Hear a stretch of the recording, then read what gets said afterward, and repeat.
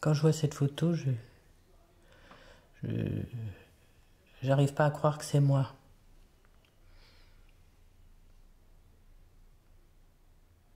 Heureusement que mes cheveux ont bien repoussé. J'avais plus de cils, plus de sourcils, plus rien.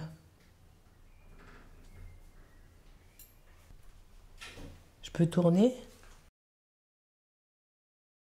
Alors moi je suis victime d'un attentat. C'est l'attentat de Port-Royal en 1996, le 3 décembre 1996. J'habite Verrières-le-Buisson, je travaillais à Verrières-le-Buisson, donc je ne prenais jamais les transports en commun, sauf une fois par an pour le salon ELEC qui a lieu à Villepinte. Donc c'était le premier jour du salon, c'était un lundi. Et le soir à 18h, j'ai pris le RER pour rentrer chez moi. Je dormais parce que j'étais fatiguée et je me suis réveillée quand j'ai eu la boule de feu sur mon visage. Donc je me suis demandé ce qui se passait. Instinctivement, je me suis protégé le visage avec les mains, ce qui a moins aggravé mon cas. Par contre, la boule de feu, comme elle est passée sous le siège parce que la bombe était derrière, elle est passée sous le siège, elle m'a brûlé toutes les jambes, elle m'a fait fondre les collants sur les pieds. Et quand la boule de feu est partie, j'ai ouvert les yeux et puis je me suis retrouvée dans un wagon complètement explosé, avec des flammes, mais mes tympans avaient éclaté au moment de l'explosion, donc j'étais dans le silence le plus total. Donc je n'ai pas vu d'horreur parce que je me suis protégée la vue, je n'ai rien entendu parce que j'avais perdu l'ouïe, donc ça m'a un peu protégée. Et donc quand j'ai vu que j'étais dans ce wagon, ben, j'étais sonnée de toute façon. Je suis sortie toute seule du wagon par un trou comme j'ai pu et je me suis rendu compte que j'avais oublié mon sac à main, donc je suis re-rentrée dans le wagon.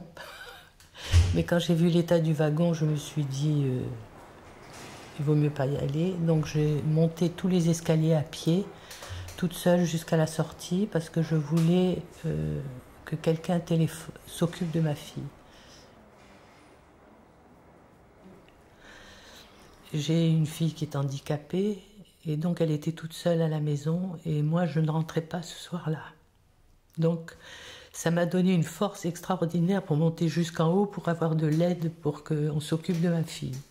Et c'est un jeune étudiant de la faculté de médecine de Cochin qui s'est occupé de moi, assise sur le trottoir, et qui a été téléphoné à mon compagnon actuel pour s'occuper de ma fille. Et quand j'ai su que ma fille était prise en main, je me suis laissée aller. Et de là, on nous a emmenés dans un café à côté de la closerie des Lilas. Et on nous a arrosés avec des lances à incendie pour éteindre le feu, puisque j'étais complètement brûlée. Et ce qui m'a beaucoup apaisée. Et ensuite, je suis partie avec le SAMU, mais je ne savais pas du tout où j'allais. En fait, on m'a emmenée à Cochin, au service des brûlés de Cochin. Et quand je suis arrivée en salle d'opération, j'étais toujours consciente. Et les médecins ont dit on va lui raser la tête. J'ai hurlé, j'ai dit pas question. On va lui enlever les bagues, j'ai dit pas question. Donc ils ont tout fait quand j'étais endormie. Hein. Voilà, et puis je me suis réveillée après, voilà. Je suis restée 5 semaines à Cochin. Alors j'ai pas du tout souffert à Cochin, parce que j'étais sous morphine à haute dose, donc je peux dire que j'ai pas beaucoup souffert de mes brûlures. Je n'ai souffert qu'une seule fois, parce qu'on me mettait sur une baignoire tous les jours pour me peler, mais c'était sous anesthésie générale. Et un jour, c'était le dimanche, il n'y avait pas d'anesthésie, ils m'ont pelé à vif. Alors ça, j'ai hurlé de douleur. Mon mari et mon père étaient là, ils étaient furieux. C'est la seule fois où j'ai souffert. Et mes tympans, il n'y a pas eu besoin de greffe. Je consultais un ORL à Cochin régulièrement pendant les 5 semaines. Et cet ORL a dit que le cerveau était concentré sur mes brûlures et donc il laissait mes tympans de côté. Mais quand mes brûlures iraient mieux, il se concentrerait sur mes oreilles. Et effectivement, 3 mois après, le processus de guérison de mes oreilles a commencé à se faire tout seul. Donc j'ai pas eu besoin de greffe. Par contre, j'ai eu des greffes aux pieds 3 semaines après parce que mes pieds ne guérissaient pas. C'était du 3e degré avec les collants qui avaient fondu.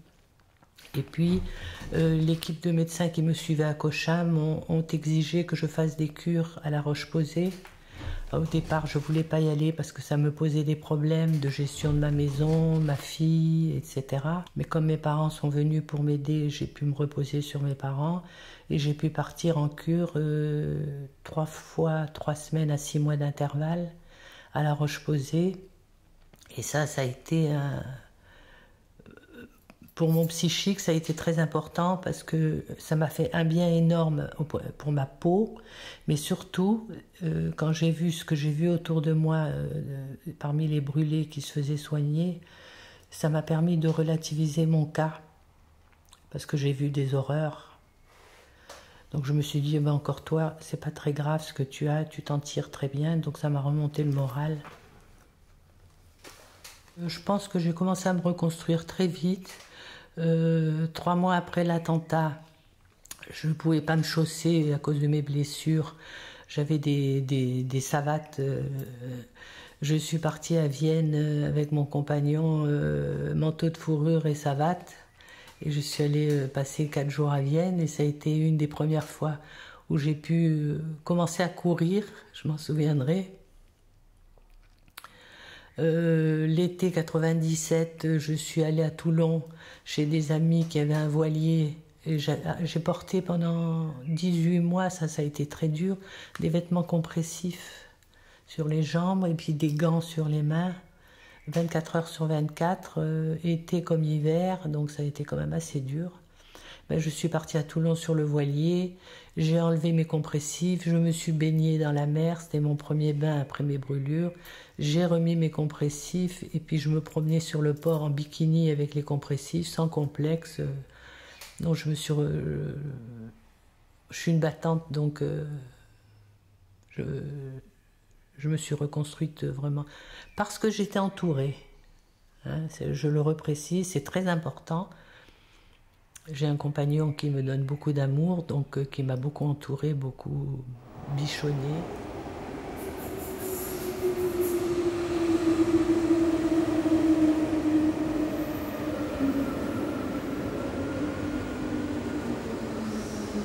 Le RER, j'ai mis 12 ans avant de pouvoir le reprendre. Je ne le prenais plus, je me déplaçais en voiture.